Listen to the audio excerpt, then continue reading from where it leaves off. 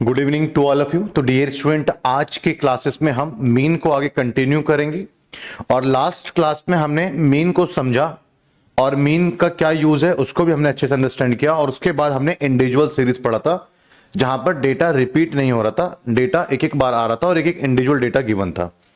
उसमें हमने 3 मेथड पढ़े, direct method, shortcut method, step division method. Direct method में हमने समझा कि भैया वहां पर इंपॉर्टेंस डायरेक्टली डेटा पे होती है, डेटा पे फोकस करते हैं आप और डेटा को आप ऐड करके डेटा को डिस्ट्रीब्यूट कर दीजिए। फिर हमने कॉन्सेप्ट समझा कि भैया आप जो ओरिजिनल डेटा पे इफेक्ट डालते हैं, सभी ओरिजिनल डेटा पे एक सेम इफेक्ट डालिए, वो इफेक्ट फिर आपके उस ओरिजिनल डेटा के मीन पे भी पड़ जाएगा।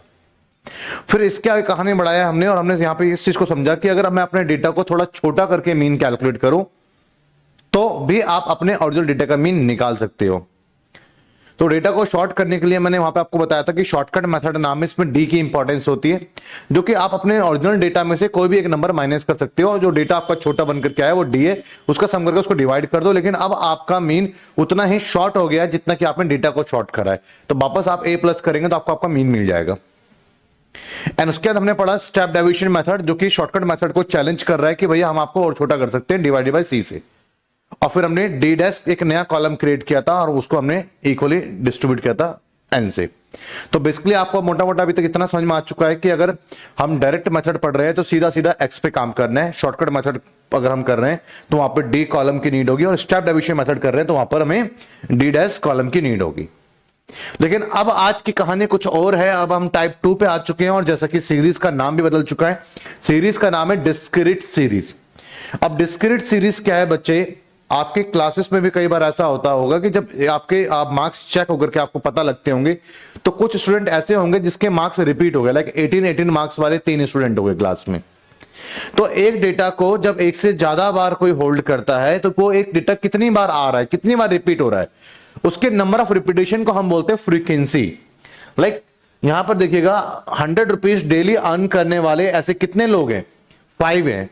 मैं ये नहीं कह रहा हूं यहां पर कि 5 लोग मिलकर करके 100 रुपए कमाते हैं, बिल्कुल नहीं कह रहा। 100 रुपए कमाने वाले 100 रुपीज अर्न करने वाले 5% है। इस 5 में से हर एक पर्सन 100 रुपए कमा रहा है। इसी तरीके से 140 रुपीज अर्न करने वाले कितने लोग हैं, 2% है। एंड 170 रुपीज अर्न करने वाले 6 हैं। एंड 200 रुपीज अर्न करने वाले 4 हैं।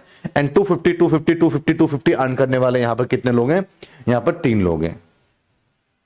तो यहां पर आपको बच्चे एक बात समझ में आया कि यहां पर आपके पास जो डेटा है जिसको आपको इक्वली डिस्ट्रीब्यूट करना है, और आप अपने डेटा की बात करें तो डेटा को हम क्या बोलते हैं, एक्स कॉलम में रखते हैं ऑलवेज। वो डेटा कितनी बार है उसको हम क्या बोलते हैं, फ्रीक्वेंसी, एफ बोलते हैं उसको।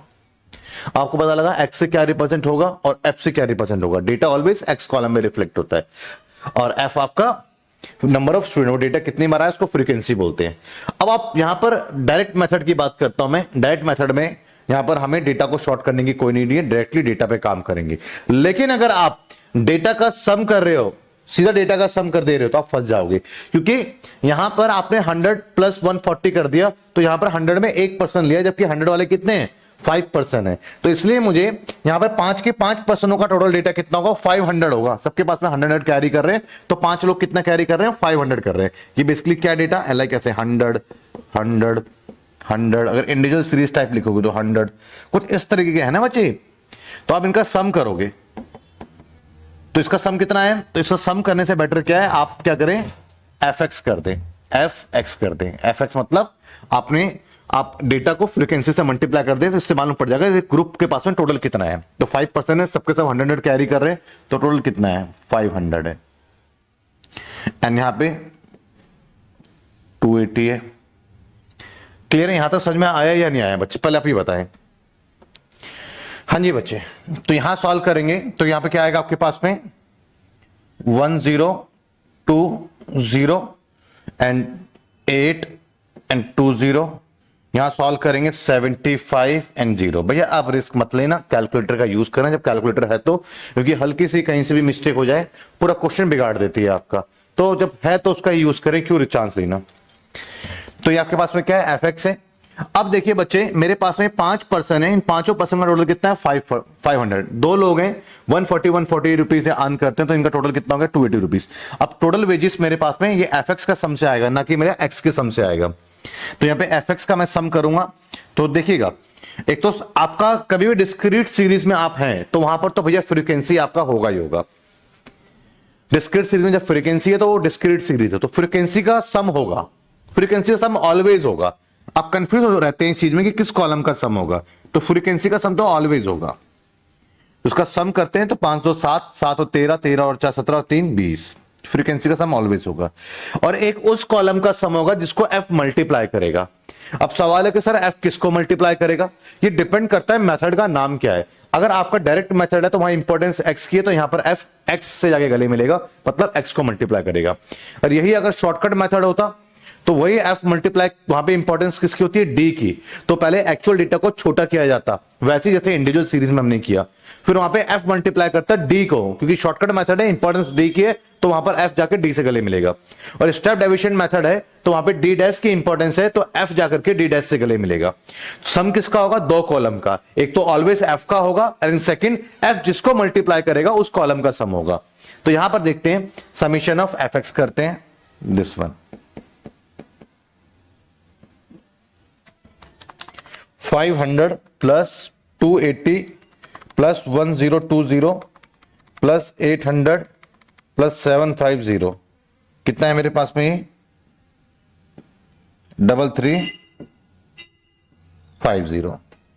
ठीक है, एन आपके पास में मीन कैलकुलेट करने का वे है, मीन इक्वल्स टू फॉर्मूला क्या है, समीशन, जो पूरा डेटा का आपने सम करा एफ एक्स के through, and divided by summation F, and summation F x क्या आपने है 3350, एंड समीशन एफ बच्चे जो आपका आया है 20, and mean equals to 3350 upon 20, and mean equals to divided by 20, तो कितना है आपके पास में 167.5। ये आपका क्या है बच्चे, आंसर है। तो ये बात आपको पहले समझ में आई, ये डायरेक्ट मेथड है। देखिएगा क्या होता है कि स्टैट्स को आप आगे जब पढ़ेंगे तो सारा का सारा आपको स्टार्टिंग में ही, मीन में, मीडियन में ही मैक्सिमम टाइप्स ऑफ सीरीज आपको समझ में आ जाएगा। कॉन्टिन्यूस सीरीज क्या है, लेस देन क्या है, मोर देन क्या है, मिड वैल्यू क्या है, इंक्लूसिव क्या है, एक्सक्लूसिव क्या है, ये सब बात आपको मीन में इंट्रोड्यूस हो जाएगी। तो मीन से रिलेटेड क्वेश्चन आपके एग्जाम में क्या रहने वाला है वो मैटर नहीं करता है, ज्यादा मैटर ये करता है कि भैया जो मीन के अंदर जो डिफरेंट काइंड्स ऑफ सीरीज है, ये सब जो आप इंट्रोड्यूस हो जाएंगे तो आगे का आपके लिए जो है इजी रहेगा। तो इसलिए आप इस फोकस करें इस चीज पे। तो समझ आया बच्चे, आपके पास में क्या डिस्क्रीट सीरीज। अगर मैं इसी में बात करता हूं, मैंने सेम क्वेश्चन लिया है, बस इस बार मैं क्या कर रहा हूं, इस बार मैं डायरेक्ट मेथड से नहीं कर करके मैं इस बार शॉर्टकट मेथड से करूंगा, डायरेक्ट मेथड से नहीं कर रहा मैं इस बार, ठीक है, डायरेक्ट मेथड से नहीं कर रहा। लो, इस बार कौन सा मेथड से हम करेंगे, शॉर्टकट मेथड से करेंगे।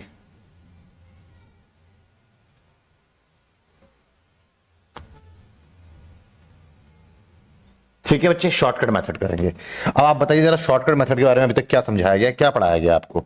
शॉर्टकट मेथड के बारे में आपको यह पढ़ाया गया है कि डेटा को छोटा कर देना है। डेटा को कौन रिफ्लेक्ट करता है, एफ या एक्स, एक्स करता है, तो मतलब एक्स को छोटा करना है। अब छोटा कैसे करोगे, एक्स में से कुछ सब्ट्रैक्ट कर दो, तो यहां पर आपको डी निकालना पड़ेगा। इंपॉर्टेंस किसकी होती है शॉर्टकट मेथड में, किसका बोलबाला होता है भाई, डी का बोलबाला होता है शॉर्टकट मेथड में, ध्यान रखना बस। तो डी कैसे निकलेगा, डी आप डेटा को छोटा करेंगे, डेटा मतलब एक्स, उसको छोटा करेंगे, कोई भी एक नंबर उसमें से माइनस कर लो। कौन सा नंबर माइनस करना चाहिए, जो आपका दिल करे वो माइनस करो। पर ध्यान है आपका कैलकुलेशन जो है वो कॉम्प्लेक्स ना हो जाए, इसलिए कोई आसान सा छोटा सा नंबर ही आप माइनस कर लीजिए, ज्यादा बेटर रहेगा। अदरवाइज आप कोई भी नंबर माइनस करिए, इससे आपके आंसर पे कोई भी फर्क नहीं पड़ता है। तो जनरली बीच वाला लोग नंबर ले लेते हैं डेटा में से। आप जरूरी नहीं कि डेटा में से इनमें से कोई नंबर, इसके बाहर का कोई नंबर हो सकता है। चलिए चलता आ रहा है उसको भी आप फॉलो कर सकते हैं। 170 है, माइनस कर दीजिए, तो ए आप 170 ले लीजिए। तो 100 में से 170 गया तो क्या बचा, माइनस का 70। अब जरूरी 170, 140 भी हो सकता था, इसको छोड़ करके 100 भी हो सकता था। अगर मेरे पास आजादी हो तो मैं तो भैया 100 लेना पसंद करूंगा। क्यों, सारे नंबर पॉजिटिव आएंगे, सारे नंबर पॉजिटिव आएंगे, ऐड करना इजी रहेगा, है ना। तो आप भी कर लो, उससे फर्क नहीं पड़ता। ए क्या ले लेते हैं, 100 ले लेते हैं, ठीक है। एंड 100 में 100 गया 0, 140 में से गया 140, 170 से 100 गया 70, एंड 200 में से 100 गया 100, तो उसमें गया 100, 150। क्लियर है। तो ये क्या निकाला आपने, डी निकाला। अब मैंने आपको बताया था कि यहां पर जो है एफ मल्टीप्लाई जरूर करता है। एफ किसको मल्टीप्लाई करेगा भाई, इस सीरीज का इंपॉर्टेंस किसका है, शॉर्टकट मेथड डी की इंपॉर्टेंस है, तो यहां एफ डी को मल्टीप्लाई करेगा। और आप अच्छे जानते हैं कि ये जो डेटा है ये एक्स है और ये आपके पास में एफ है, तो यहां एफ डी को मल्टीप्लाई करेगा, तो यहां पे जो कॉलम क्रिएट होगा वो एफ डी का होगा। तो ये आपके पास में 0 आ गया, 80, 420 और 400, 450, दिस वन, ये क्या आ गया मेरे पास में, एफ डी आ गया। क्लियर है। And summation of F D equals to, summation of आप क्या कर रहे हैं यहां पर, समीशन आप कर रहे हैं यहां पर एफ डी। मैंने बताया था किसका सम करेंगे, दो ही कॉलम का सम होता है, एक तो एफ का होता है, एफ जिसको मल्टीप्लाई करता है उसका होता है। तो एफ का तो सम आप करेंगे पहले, समीशन ऑफ एफ कितना है आपके पास में 20, summation of F D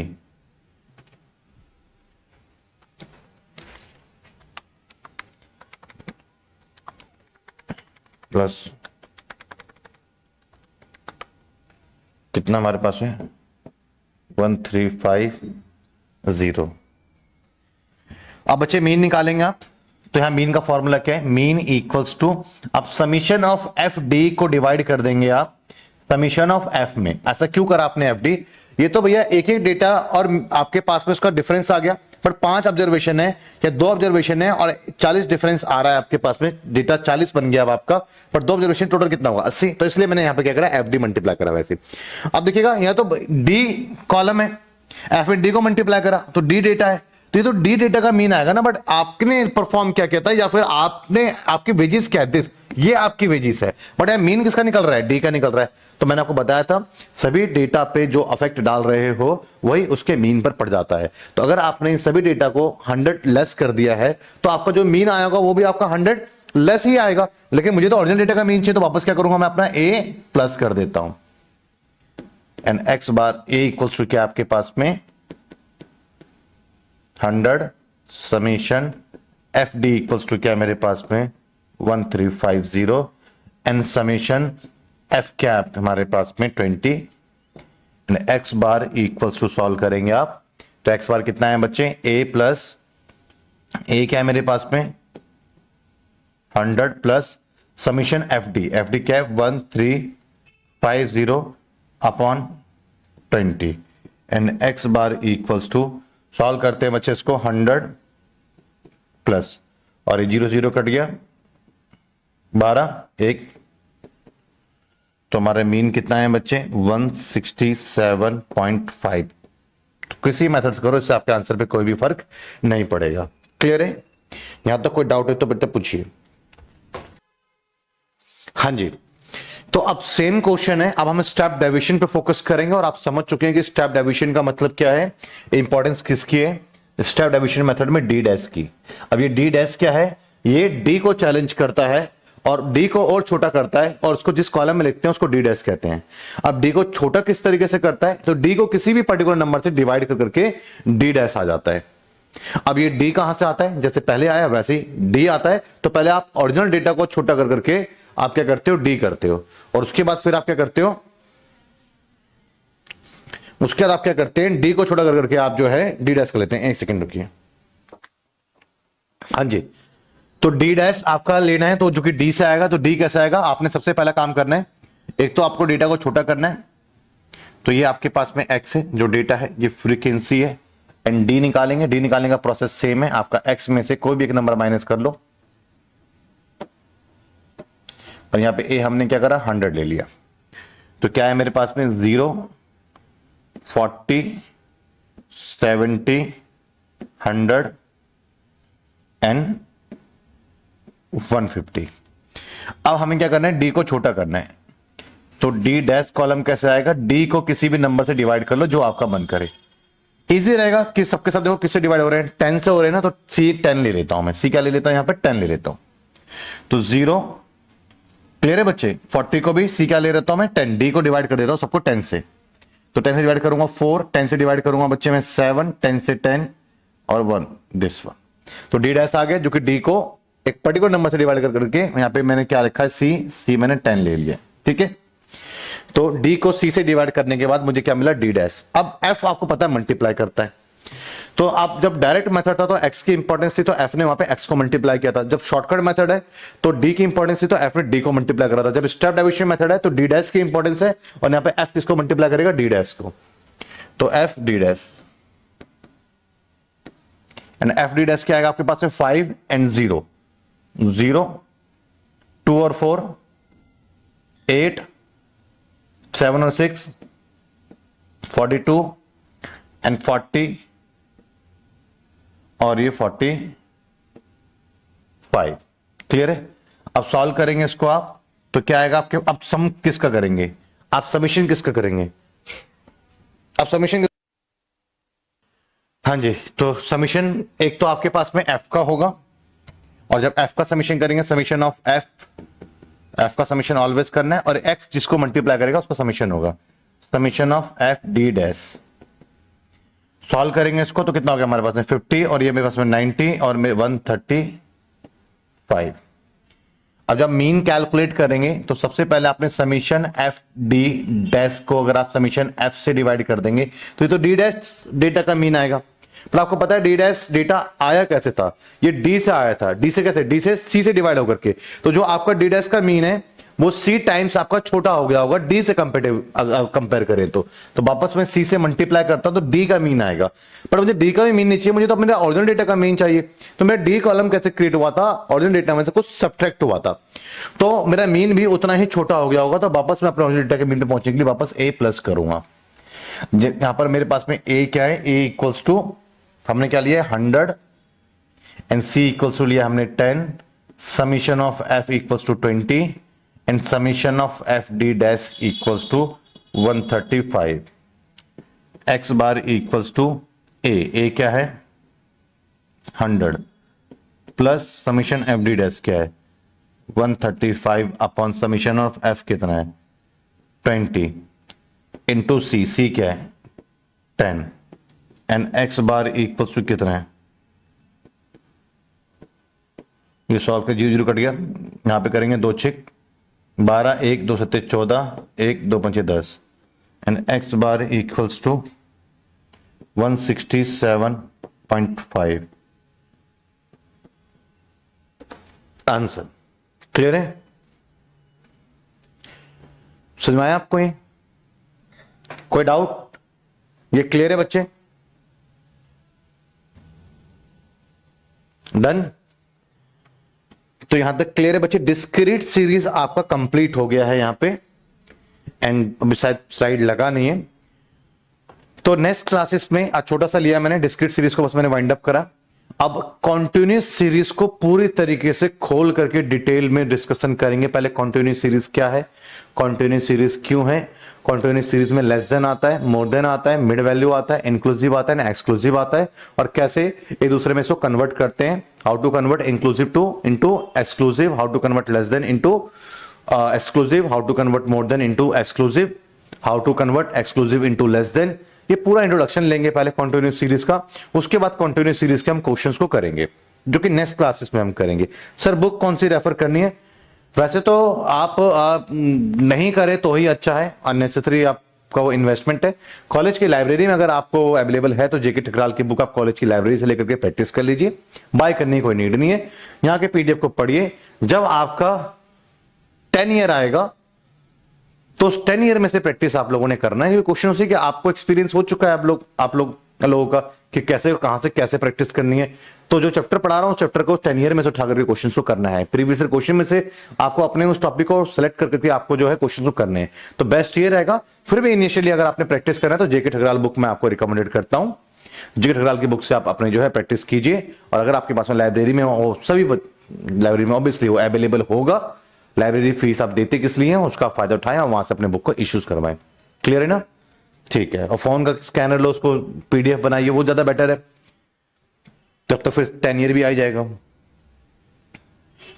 syllabus कब तक खत्म होगा बच्चे? कोशिश है सिलेबस अप्रैल एंड मई तक खत्म हो जाए आपका, अप्रैल एंड मई तक, क्योंकि पूरा सिलेबस जो है आपका 50% के आसपास मैं आपको लाइव क्लास डिलीवर करूंगा, 50% मैं आपको दे दूंगा इंटरनल के आसपास में। ठीक है बच्चे, नेक्स्ट क्लास में मिलते हैं।